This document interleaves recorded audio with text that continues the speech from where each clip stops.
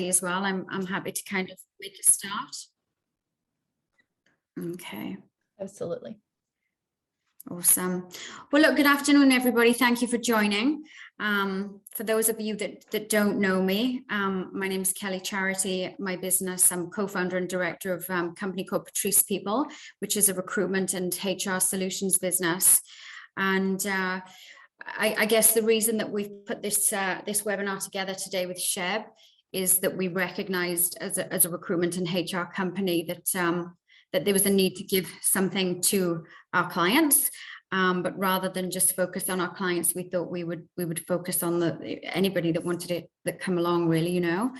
So I'll just give you a bit of a rundown of Patrice People. So we're a recruitment and HR solutions company, and I guess from what we're seeing in the market at the moment is that everyone is going through a challenging time. Whether you're a small business, a large business, I think everybody has their own challenges at the moment during this unprecedented time. So for us personally in Patrice People, what I'm seeing is that there's a shift in the market. So it's a candidate short market at the moment. So Seek have actually reported a record number of jobs, and they've actually recorded a reduction in applications. So I think from an employment perspective and a leadership stance, we know it's a candidate short market, but also keeping your employees happy at the moment is obviously paramount. I know that there's companies out there that have EAP programs. You may be business owners, you may be business leaders, managers, you may have an EAP program that you have in your organization. But I think from a management perspective, we need strong leadership at the moment and strong management. Certainly from my perspective in my organization, being in such a candidate short market, I personally have had to step up as a leader and say, okay, well, how am I going to manage my teams? How can I get the best out of my people? We're on the Gold Coast. We recruit nationally, but we're on the Gold Coast, and we haven't had that many lockdowns. However, the uncertainty and unpredictability of the current climate is actually leading to, I guess that maybe workplace stress. I certainly have felt it personally. And I think that's where Sheb and I ended up having a conversation about, workplace stress, the impact of workplace stress and how we can do something to help with that. So, as we know, there's widespread lockdowns at the moment. There's social distancing measures. HR are going through the mill with policies, procedures, all of these things. And I think we just need to recognize and step back as leaders and say, we know our teams, any sort of leadership comes from us, and what can we do to help manage that moving forward? So across the country, I'm not sure if you're aware of this statistic, but it costs the country £543 million in workers' compensation, dollars, pounds. Am I in the UK here? Sorry, people. Dollars, $543 million paid in workers' compensation. And it's actually perceived that unhealthy workplaces are 3 times more likely to have people take time off due to mental health issues. Last month, I'm pretty sure you all know the statistic that Lifeline, in its 54 years of existence, had their record number of calls in one given day of 3,345 calls in one day. So I think we are in unprecedented times. I've collaborated with Sheb. Sheb is an occupational health and wellness specialist. She's come from injury management, workplace management background, and she's obviously going to be talking today to hopefully help you and give you some tools, three powerful strategies to manage your teams in a time of chaos. So thank you so much for joining, everybody. Thank you, Sheb, for collaborating. I hope we can help you all, and I hope you enjoy. I'll hand over to Sheb now. Thank you so much, Kelly. Okay, I'm just going to share my screen. There we go. Beautiful. Everybody can see that screen? Yeah, beautiful. Yep. I just first of all want to say thank you so much, Kelly, for the opportunity to be able to present something that I feel extremely passionate about, and that is to help educate individuals on stress reduction strategies. Now, my practice. I was running my own practice over the last 15 years, and throughout that journey, I've worked as an injury management advisor for an insurance company. I also worked as a rehab consultant. So throughout my journey, both in my own practice treating injuries, as well as working for the insurer, as well as being out on the field working as an injury management, as a rehab consultant for private companies, I found that a lot of the time what I was working on was tail end claims. So claims that have with workers that have had injuries for a long period of time. And practicing what I practice, which is mindfulness, meditation, I wondered whether these statistics, these injuries to workers, whether that be physical injury, whether that be psychological injury, could be reduced at a phenomenal rate if we were to work on prevention. And after all, I think prevention is way better than cure. So I think, of course, being a leader in our own industry, it all has to start with self-care. And I guess that's why we're here, my job today is to give you some goals, give you some strategies on how to be able to cope in uncertain times and in time of chaos, so that when we begin to help ourselves, we can then filter that through to the rest of the team, and that we can take that also to not only in our professional life but also our personal life.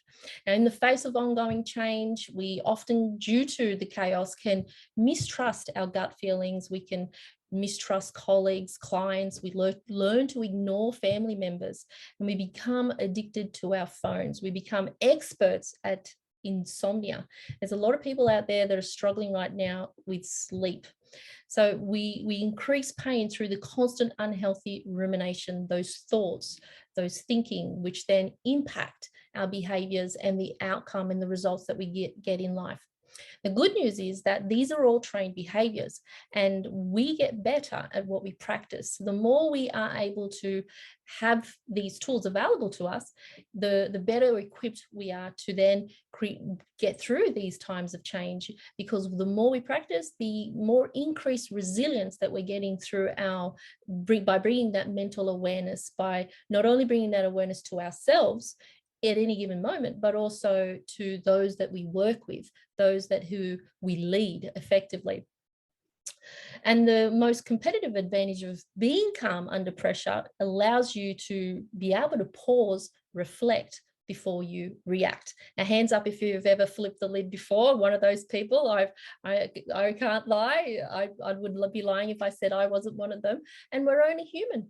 And if we're living under the hormones of chronic stress, which is what I'll be going into a little bit more detail in a moment, that's when things can get out of hand. That's when we be more reactive as opposed to a more proactive approach. Again, we get better at the things we practice the most. So I think I could play that now. So my goal here is to share some coping strategies that's mindfulness based.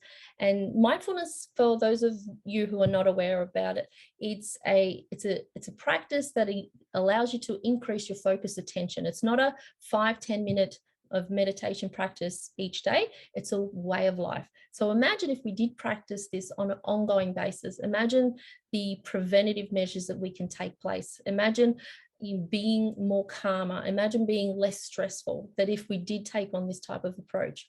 So it's about changing the negative and unhealthy routines that create disease state. Now, disease state is one of those things that can happen when we don't feel that we are at ease with ourselves. Ever get the feeling that your mind is racing 100 miles an hour? The over analytical mind can often take place for those of us who are stronger in that type of mindset. So it's our ability to bring that back so that we have a form of harmony. So we've got some more harmony, mind-body connection, thereby creating that resilience, thereby creating the type of leader that we really see in our mind's eye. Okay, so my general outline for today is to bring some awareness, some general awareness, what workplace stress is, and also finishing off with some coping strategies. And at the end, I'm going to take you through just a brief mind-body meditation exercise, just to bring that message home. Now, general awareness. What is general awareness? We need to be aware of these presenting symptoms, whether it might be frequent headaches, whether you might, or someone you know of that you work with or lead is experiencing frequent sick leave, any sleep disturbances, lack of concentration, short temper, stomach issues, job unsatisfactory. These are some of the things that we really need to be aware of, because if we're not aware of them, and if we're not paying attention to those red flags, chances are that they're going to turn into on a chronic level. We're going to be guided or living under the chronic hormones of stress, which is something that we really want to avoid. So the sooner we become aware of them, the better equipped we are on how to deal with them, and thereby utilize the strategies in which I'm going to be sharing with you in a moment to avoid these symptoms from turning into a chronic state. So the key is really to be aware, have a general awareness. Now, one of the tips that I would like to invite you to consider is, for example, setting yourself a reminder on your phone or a calendar to just check in with yourself, check in with your team. How are you going? How are you feeling? How are you thinking? These are some of the things that I often recommend with the clients that I work with, is just to have that level of awareness. And it's also building engagement, not only with your teams, but also with yourself. So one of the other things that you could also ask yourself and your teams, if you are working in a team environment, and it's okay that if you're not, but a question that you can often ask yourself when you're checking in is, on a scale of 0 to 10, where are your stress levels? So 0 meaning no stress at all, 10 meaning super stressed out. So 10 being the highest. That is something that you can create or use as a benchmark, just to help measure whereabouts your stress levels are. And that could be something that you can check in with yourself, with the people that you work with, and then be able to find out, okay, well, what are we going to do about it, and how can we approach that? And I'm hoping with the tools that I give you, it will be something that you would look at considering. Now, as Kelly mentioned, across the country, 543 million is paid into workers' compensation for mental health conditions. So workers are 3 times more likely to take some time off. So given that nowadays, especially when a lot of us are working remotely, digital connection is lost. Digital connection is the way that business is being driven these days. So we've got less human contact, which is why it's important more so to have that engagement with yourself, with the people that you work with, the team that you manage. So thereby, what we're actively trying to do here is reduce the level of stress and help overcome any form of mental health challenges. Workplace stress, and this is something I'm very familiar with given the environment that I've worked with over the years. High levels of stress in the workplace is one of the major costly burden for the industry, and that is, there's many reported incidents, accident rates, lost time, absenteeism, productivity. All these things can lift or increase the insurance premium for the businesses. So what we want to do is basically take the burden off from our healthcare system as well as the business, by bringing some preventative strategies, by bringing in some strategies that's going to help people not only in the workplace but also outside of work, so in their professional life as well as their personal life. And I've just got one person that I'm just going to admit here, and another person. And so what is stress? So stress is an emotional trigger. So it's a stress response that we tend to engage in. For example, in the environment, there could be a certain stressor that triggers us on an emotional level and puts us in a flight or fight response. So when the body is under this constant stress, under this chronic stress level where the amygdala, which is the emotional part of the brain, can become hijacked. When this happens and the signal is running down to the adrenal glands, asking to have cortisol releasing in the body, and if this is happening on a 7-day a week, this can be detrimental. This is when, as I mentioned before, where we can create disease in the body, where we can reduce the immune system's efficiency, where there's no homeostasis, in other words, there's no balance in the body, and thereby the overflow effect and the ripple effect of this can cause all kinds of illness, which is something we obviously want to avoid. And one of the ultimately what we want to create here is recognize those flags, checking with ourselves by bringing that awareness to altered state of awareness to ourselves, and then considering what is going on here. How am I thinking? How am I feeling? On a scale of 0 to 10, 10 being high on the stress level, on the stress scale, where am I sitting at? And this will give you an idea of what it may be in the environment that could potentially be stressing you out or triggering you. So this is another stat that I found, that 1 in 3 employees is stressed at work. And there's some research that states that employees are, when employees are stressed, you're less engaged, there's high levels of absenteeism and turnover, there's less productivity and more likely to leave their job, as well as I mentioned earlier, high healthcare cost and then their stressed peers. So this is something that is extremely concerning. I wouldn't be surprised if that stat is it has changed, especially given the last year and a half. And it's something to be mindful of, something to just really bring our awareness to. And here are some coping strategies that I would like to share with you.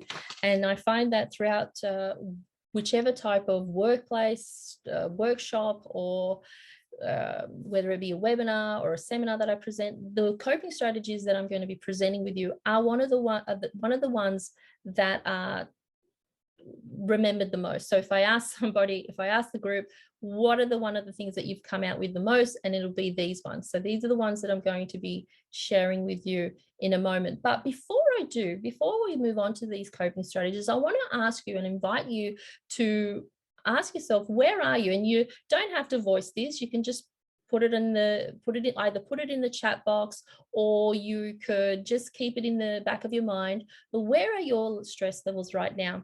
On a scale of 0 to 10, 10 being high, where are your stress levels at the moment, and where are you sitting? Feel free to pop them in the chat box if you like, because what I'm going to do is at the end of this presentation, after I take you through an exercise, we're going to go back and check in with that. So go ahead and do that. And then we can certainly have a look at that in a moment in a little bit more detail. Okay, one of the things that I want to share with you is the stop analogy. Now, this is a mindfulness technique, and one that I often share with everyone and anyone who I come across with. And it's a very simple analogy, and all it is an analogy to just stop. So if you do find yourself in the middle of an environment where you do feel like you're being triggered, where you do feel like you could flip the lid in any moment, well, this is a really good exercise that you can implement. It's just stop. Just remember and imagine that red stop sign in your mind's eye, and just stop. The S is obviously stop. Stop what you're doing, interrupting your thoughts with the stop command. So what you're doing effectively is you're pausing. And when we do this, you need to take a deep breath in. So 2 to 3 or 3 to 5 deep breaths in. And what this is allowing is your nervous system to begin to slow down. And when we take a deep breath in slowly, what we want to do, and in a moment I'm going to share with you the more efficient way of deep breathing. You're bringing that nervous system right down. You're calming the system down. You're bringing the body back to homeostasis, back to balance. The O is to observe. So you become the observer of your thoughts, your emotions, your physical reactions. And you could say to yourself, oh, that's interesting. Because what mindfulness teaches us is to be curious in a non-judgmental way. So when we come from a place of curiosity, we're more likely to be judgmental upon ourselves, upon those around us. So we become curious. That's interesting. I wonder why I responded the way I did. So you can tune in and sit with whatever arises with yourself for that few moments. By then, what happens is then the rational mind or the thinking mind will have caught up with the emotional mind, and then you will then likely to proceed without being so reactive. So you can take a more proactive approach towards what it is that you're doing. And it's interesting because those of us who, and I'm guessing most of us do, work with people in an environment, in a team, where all kinds of things can happen in the office, in the work environment. So it's really interesting that if we do happen to feel triggered by what someone's done or what they've presented or what they've said, we can use this approach by just being more curious, by just using the stop analogy to stop, take a deep breath in, observe, and then proceed. And again, this is not something that happens overnight. Obviously, it's the practice. So I would recommend, and I'm happy to share this, and I'm happy to get Kelly to send an email around where you can take a screen print. Just take a screen print if you like, or we can send the link to you via email where you can print them out. And when I was working in the corporate field, I will actually print this off and I would sit them on top of the desk of on top of the workstation where people were working. And it really helped implement a state of calm, a state of calmness and balance without being able to be, super reactive towards situations. And this is another tip is the emotional fitness. So again, this is a really important one to utilize, because we need to, as I mentioned before, those of us who are working remotely, we can be sitting down for 8 hours a day, times that by 5, and that's a lot of hours, right? So sitting down is something apparently, well, it's called the new smoking these days. That smoking is the new smoke. The sitting is the new smoking. So what we want to do when we bring that mindfulness in a state of awareness, so when we do set the calendar to remind ourselves to move often, right? Motion creates emotion. We want to be able to move our body, get the mind moving, and that's where our physiology comes into play. So moving the body. So when we do check in with ourselves, check in with our peers, have they taken a break, or they've been sitting in that prolonged position for 6 to 8 hours a day, bringing that focus onto our body and moving if we haven't already moved enough throughout the day. So changing our physiology thereby changes our focus, thereby changes the language. For example, if I'm sitting at a desk 24 hours a day and my shoulders are hunched over and they're curved forward, what's more likely to happen? On a cellular level, on a physiological level, what's likely to happen to my lungs? I'm crushing my lungs, so they're not getting enough oxygen. I'm not utilizing my lungs to its full capacity. And what's happening? I'm shallow breathing. Right? So then we're not getting efficient, good quality oxygen floating through the body. Imagine sitting at the desk 6 to 8 hours a day, 5 days a week, not healthy. Imagine doing this for years, not healthy. But when we take a moment to remind ourselves to move around, if you're having meetings, online meetings, I would suggest to have a standing, if you don't already have a standing workstation, consider something like that. A sit and stand desk. You could just walk around talking if you're on the phone. Just consider maybe using a headset and just walking around, or standing, something different to get you out of that chronic shoulders forward, head forward posture. We want to be able to move out of that. So changing our physiology on a biological cellular level really takes that impact. It really does impacts on a cellular level. We change our focus. So we're going from this to then opening up the shoulders, stretching our lungs. Our focus is going to change. Our language is going to change. So if I'm like this, I'm tired, I'm stressed out, where's my language? Where's my focus going? I'm just going to dig more and more and more deeper into a state of disharmony. But if I change my posture, I feel confident, I feel calm, I feel positive, I'm energized, my focus changes. Not only is my physiology changing, my focus is changing, I'm changing my language, and this is going to impact your overall health and well-being. It's something to consider and be mindful of. So as I said, motion creates emotion, and changing your physiology means changing your mental state and breaking that negative pattern. Just going to let someone else in here. And so ultimately what we're doing is we want to prevent stress, we want to prevent burnout. So when the more we foster a positive mental state, the more we're going to create a better positive mental health, and we're going to feel happier as well. So obviously walking is something to do as well. We can incorporate walking throughout our day. Okay, power of breath. This is something that is extremely taken, it's not something that's taken, we take advantage of this involuntary act of breath. You know, it's a powerful organ that we have, this amazing ability to breathe.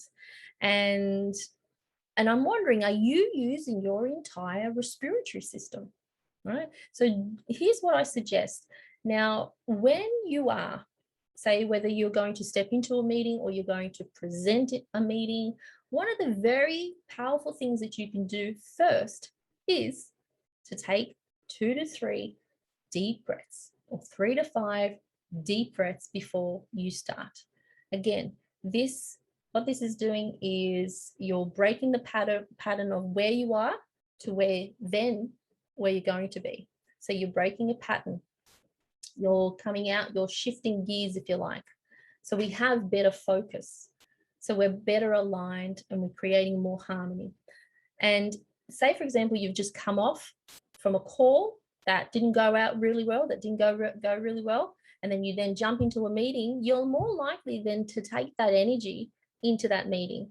So a really good way to break that habit or to break that energy is leave whatever happened just there and then. And when you just before you step into that meeting, it's to take deep breaths in. And in a moment, I'm going to share with you just some really easy strategies on how we can utilize our entire respiratory system. Now, did you know that the average person takes about 21,600 breaths each day? Right, so it's extremely important that we bring this level of awareness to this amazing ability of our ability to breathe. And you can tell that the minute we just on the screen is the moment we allow this power of breath come within, to and through us, we're going to lower that heart rate down. We're going to reduce the blood pressure. We're going to reduce the levels of stress hormones. So really important to then shift those physical energies. As a rehab consultant, when I do workplace assessments or workplace pre-workplace assessments, a lot of times people walk in are highly stressed out. And when I take their blood pressure, it's through the roof. So if their blood pressure is of a certain measurement, unfortunately, I can't go ahead to proceed with the assessment. They have to be at a certain level. So it's not until I sit them down and I take them through this breathing exercise for a few minutes that then I retest their blood pressure, that they come back to normality, and then I'm able to proceed.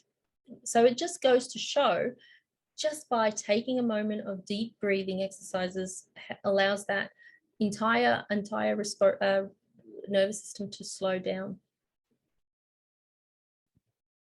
Okay, so here's what I'm going to invite you to do now. So just so I can see everybody here, I'm just going to open up my screen. There we go. All right, so what I'm going to ask you to do now is I'm going to take you through an exercise. It's a breathing exercise.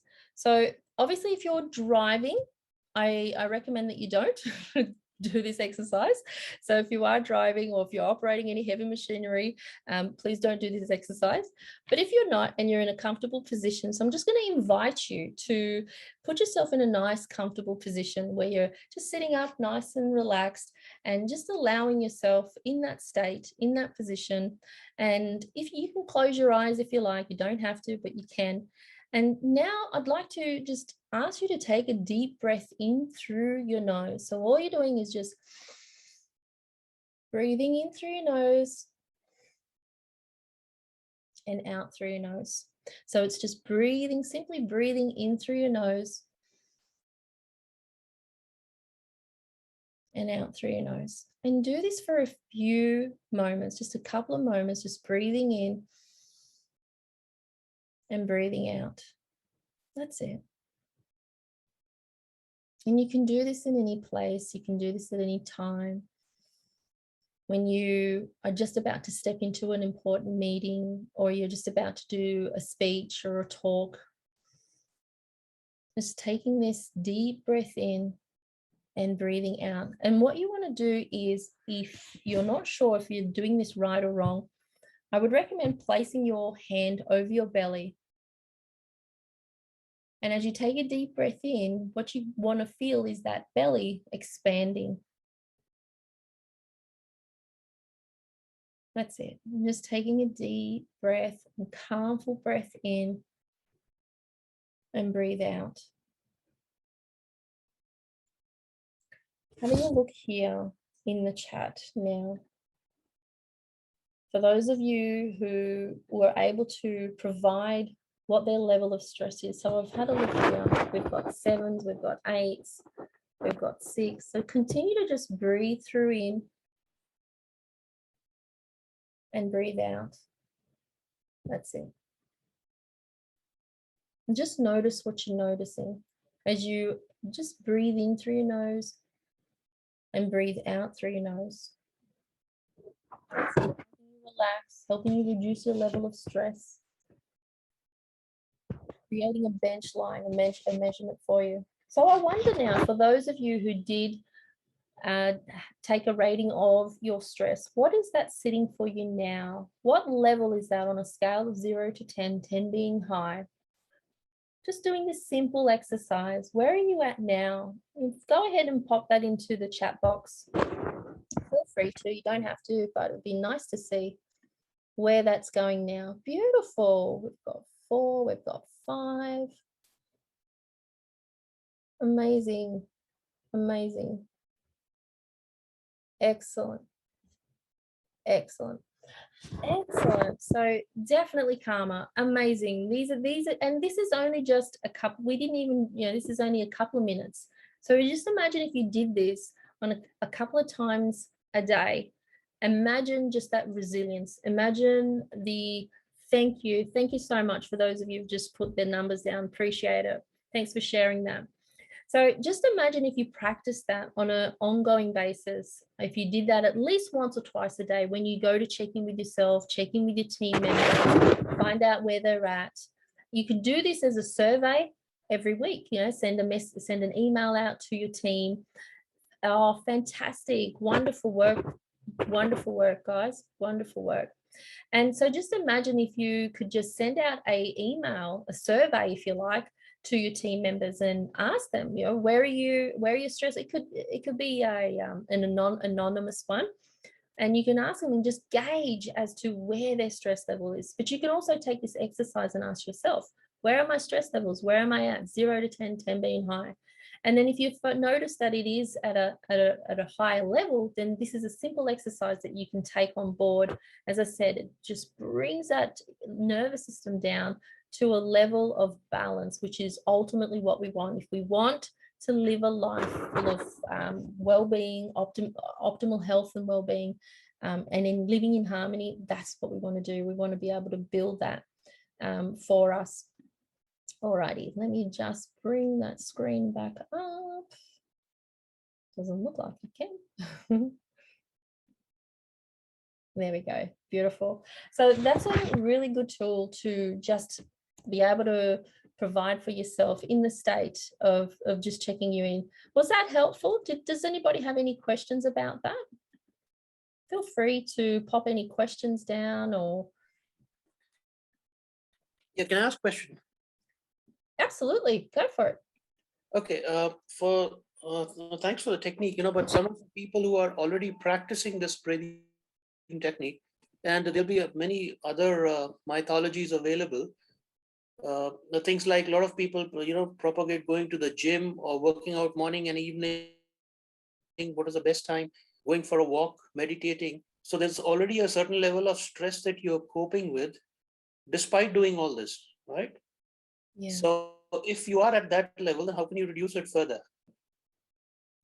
How can you reduce the stress levels further if you're already at a heightened level of stress? Is that No, no, the... no. If you're already practicing one of these activities and your body's tuned for that, how would you use your stress even further? Okay, so if you are already practicing these techniques but yet your stress levels are still at a heightened rate, I'm sorry, it kept cutting out in between your words. Have I got it? I'm not saying a higher level or a lower level, right? What I'm saying here is every individual is different, That's and right. every individual will respond differently to a stress level. And every individual will react differently to a stress level in a workplace, right? Now, I'm saying irrespective of what the stress level is, let's say X, I'm not saying 5, 6, whatever. Let X be a stress level. Somebody is already into a good habit of taking an evening walk or going to the gym in the morning or doing breathing exercises, whatever. But they have a standard routine, and after that, their stress levels are at X. How can you reduce it further?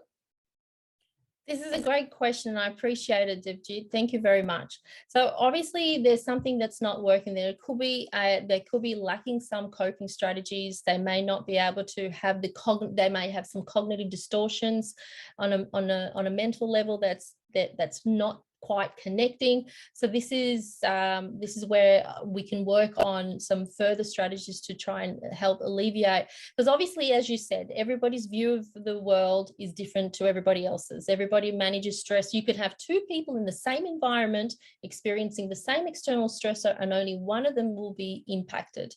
So therefore, it all depends on the individual and what their coping mechanisms are, and whether they even have the right type of coping mechanism to be able to help them get them through that environment or that state. Okay, thank you for that. Just a small one. Sure. Do you honestly believe it's possible to have a zero stress level in today's world?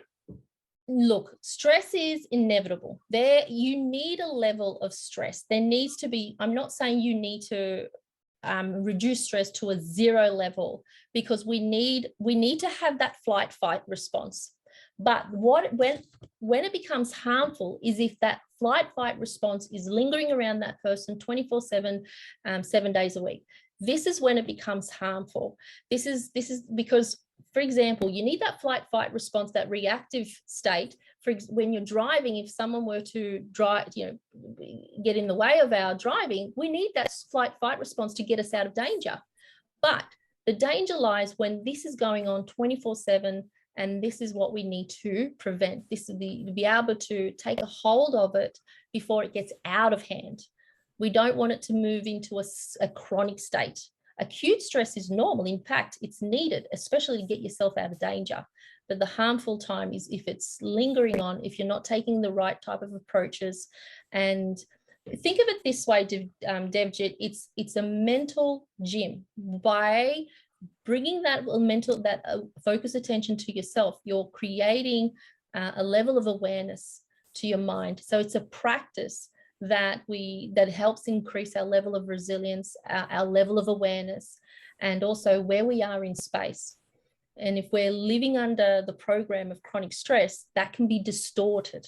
And often they are the people that often go to see either counselors, either psychologists, or myself as a clinical hypnotherapist to help bridge that cognitive gap, to provide some clarity as to be able to help them overcome that exact those barriers that are getting in the way of their cognitive ability.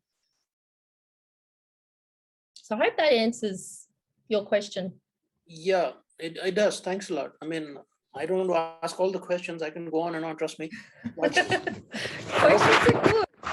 But quite frankly, I also believe a lot of ability to manage stress comes from your, how should I put it, socioeconomic background, and also your religious and cultural beliefs.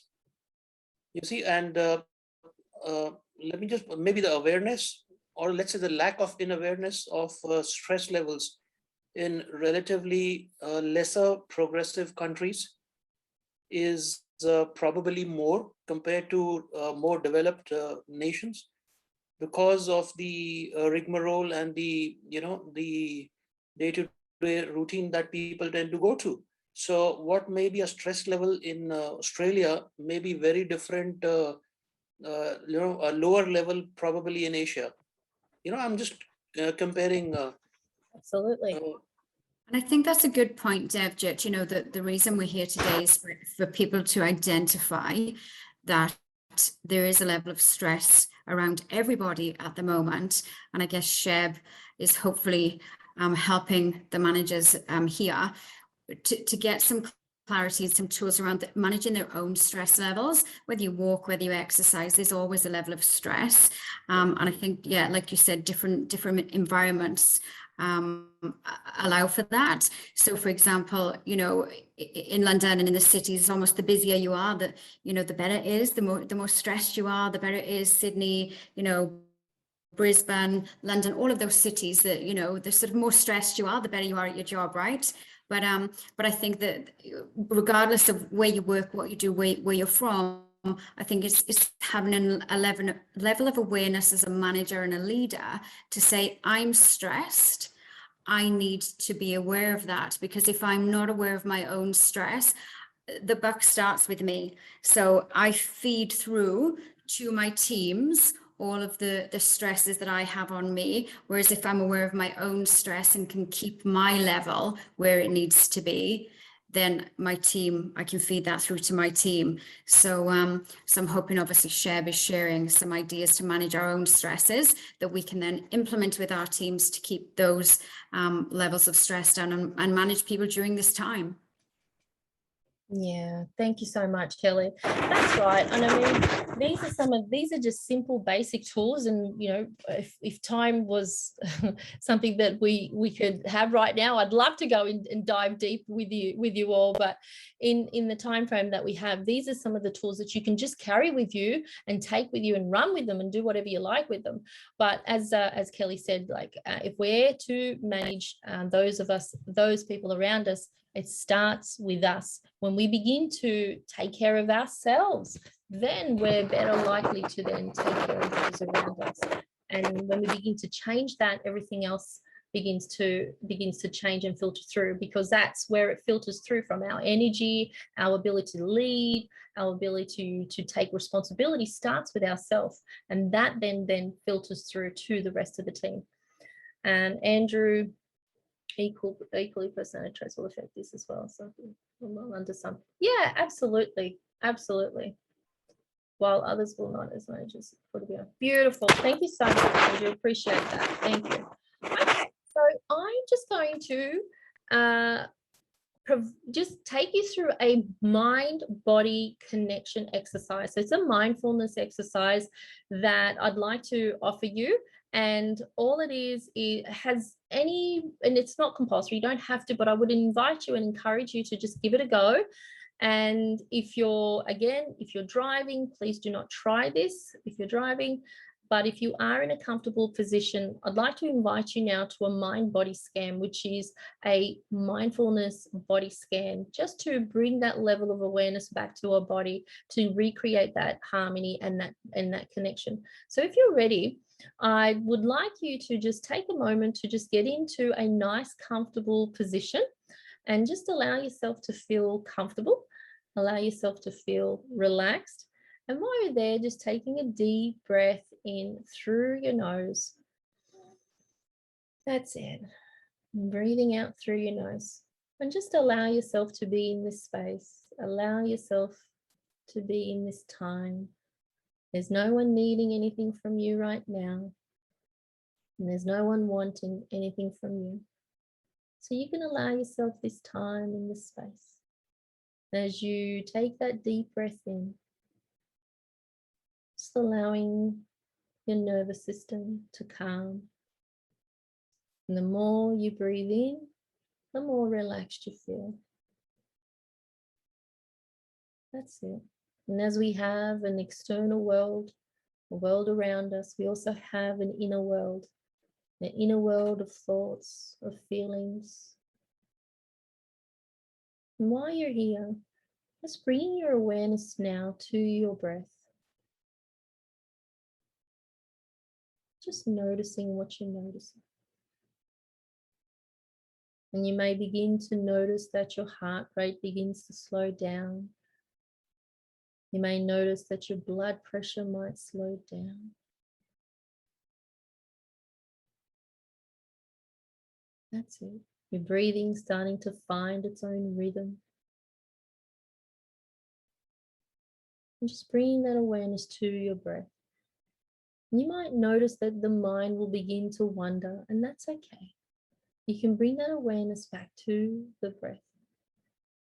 Just breathing in through the nose, and breathing out through the nose. That's it. Just allowing yourself to bring that focused attention now. And bringing that awareness now to your shoulders. And scanning our way now from the breath to the shoulders. Scanning the body now down the shoulders into the arms, all the way down to the fingertips. Scanning the body now down the spine, from the top of the shoulders all the way down to the lower back, around the hips, and just noticing what you're noticing. You may be noticing some tension, some sensations, and just noticing. Scanning from the lower back down to the legs, over the calves, over to the soles of our feet, to our toes. And just noticing what you're noticing here on the soles of the feet, the toes. And perhaps just scanning through each and every toe, from the big toe to the little toe. Scanning around the soles of the feet, around the ankle joint. Scanning your way now all the way up, over the knees, your quads, around the lower back, up through the spine now, between the shoulder blades, up through the shoulders, and just noticing what you're noticing here. If you find that your shoulders are tense, you can simply let go, you can relax. That's it. And just bringing that awareness to your breath now, back to your breath. And just allowing yourself to feel calm and relaxed. That's it. When you're ready, you can open your eyes. You can come back feeling more and more energized, more and more aware. Welcome back. Welcome back for those of you who I can see. I can't see anybody else. How was that? Scuba diving. Has anybody ever done that before? So that? Yes. Yeah, and it's wonderful. Yeah, it's something that is felt good. Nice. Thank you, Anne. Thank you. Well, look, thank you so much for being here. I really do appreciate you being here and allowing me to share what I love doing, and that is to share injury prevention strategies and helping people become their ultimate best, and that is the best version that they can be. And what better way to do it by just providing a general awareness to what's going on in our body, and not only in our body, but those around us. And when we begin to recognize what's going on within us, we can begin to start living a fruitful life, living a life of ease, living life calmly without the excessive amounts of stress, the unneeded stress. And we can then create the results and the outcomes that we want to achieve and pursue for not only ourselves, but those people around us. So again, thank you so much. I really appreciate being here. Thank you so much, Kelly from Patrice People, for allowing the opportunity and sharing the light with you. And I'd like to hand it back over to you now. Thank you, Kelly. Thank you so much, Sheb. It was very interesting doing the mindfulness there, how my brain seemed to try and suck me back to, you're stressed, you have work to do, you don't have time to sit here and not do your work. I don't know if anyone else felt like that, but I was certainly trying to work through it, but was being pulled back to brain, you know, let's do work, let's do work. It's yeah, it was very interesting. But look, for me, you know, what I've taken from that, and I hope other people will take something from it too. I'd love for anyone to share their comments as to what they perhaps have taken from it too. Is that, you know, I guess taking this into the workplace and having those conversations with people and identifying with your team members where their struggles are, and having those conversations with people to understand, you know, if anyone has that feeling of, you know, disengagement, you know, that they're not working to the full capacity, all of those things that go on in the workplace, and as a leader we need to manage. Some of the things I do with my team at the moment are around, you know, gratitude. We have a gratitude on a Monday. What are we grateful for? Monday's always the worst day as a manager. Everyone's back at work, and yeah, just to remind people to find something to be grateful for, I guess. And we all leave that morning meeting feeling a little bit more happier than when we came on to the Monday morning meeting, that's for sure. So all of these little tools certainly do help.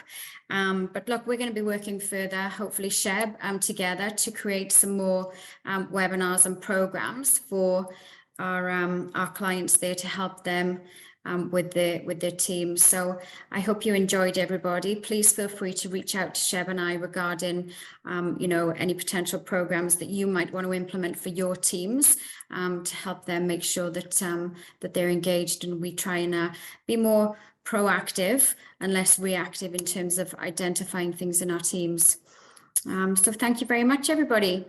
Thank you so much for your time. Thank you, Kelly. You're welcome, Debjit. Thank you. Thank you, everyone. Thanks. Thank Sheb. you, Thank everyone. Kelly. Thank you, Sheb. Bye. Thank you. Thank you. Bye. Thank you all. Thank you. Thanks for being here. Thank you. Thank you.